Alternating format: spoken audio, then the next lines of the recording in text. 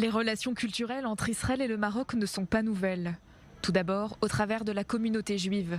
Présente depuis l'Antiquité, elle s'est développée au cours des siècles, avec notamment l'arrivée de ceux que les rois catholiques avaient expulsés d'Espagne à partir de 1492.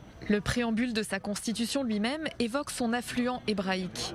Des juifs marocains ont même occupé des postes de ministres. Le roi Mohamed VI, comme son père avant lui, en compte également un parmi ses conseillers. Il s'agit d'André Azoulay.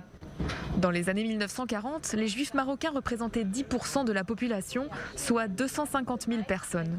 Beaucoup ont ensuite quitté le pays pour s'installer en Israël.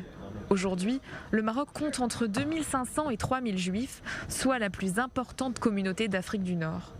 Israël compte de son côté 500 000 juifs originaires du Maroc.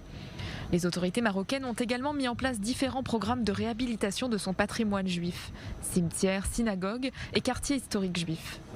Alors que le Maroc n'entretenait jusqu'ici aucune relation avec Israël, des milliers de juifs d'origine marocaine s'y rendaient chaque année afin de retrouver la terre de leurs ancêtres ou pour célébrer les fêtes religieuses. Mais ce n'est pas tout. Israël et le Maroc entretiennent également des relations dans un large éventail de domaines.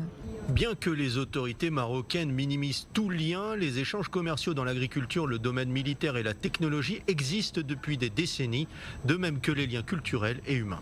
Preuve que le lien entre les deux pays ne s'est jamais vraiment rompu, pas moins de 10 ministres du gouvernement israélien actuel sont d'origine marocaine.